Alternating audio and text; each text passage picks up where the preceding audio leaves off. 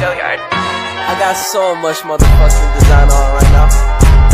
Break it down, bring it back, make it clap. I got 3 old thoughts, new block, where that thing. Bitches on my line, and you know Di video ini saya akan menjelaskan tentang sejarah bakso. Siapa yang tak mengenal bakso? Hampir di setiap tempat di penjuru Indonesia selalu ada penjual bakso yang khas dan di daerah masing-masing. Begitupun bakso bagi masyarakat Indonesia.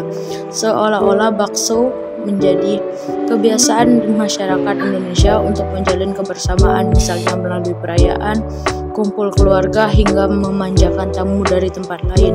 Namun siapa yang mengira menu ini ternyata memiliki sejarah yang panjang di Indonesia.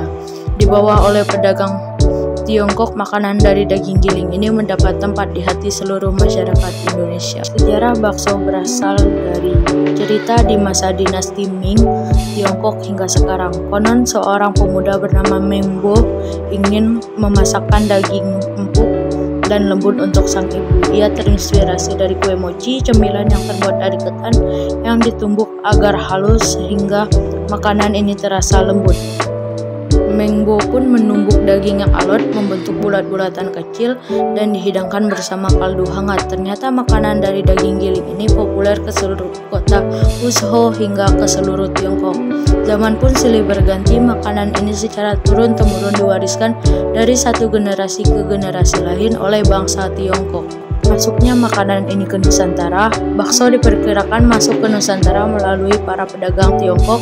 Terbukti dari penamaan bakso yang berasal dari kata bakso dalam bahasa Hokkien yang secara harfiah berarti daging giling. Namun karena orang Nusantara pada waktu itu sebagian besar Muslim, mereka tidak menggunakan daging babi sebagai bahan utama, melainkan daging sapi, kambing, ayam, hingga kerbau.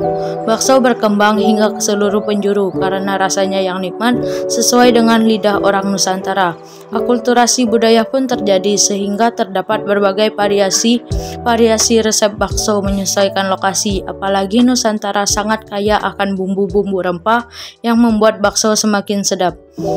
Boleh dibilang bakso adalah wujud keberagaman kultur Indonesia karena melalui menu ini terjadi percampuran budaya yang beraneka ragam. Kini hampir di setiap tempat di Indonesia pasti terdapat penjual bakso dengan menu yang khas daerah masing-masing.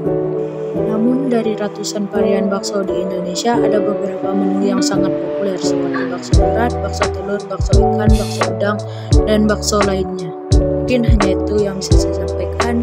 Di sini saya melanjutkan untuk perjalanan pulang dari alun-alun Kota Pangkal Pinang.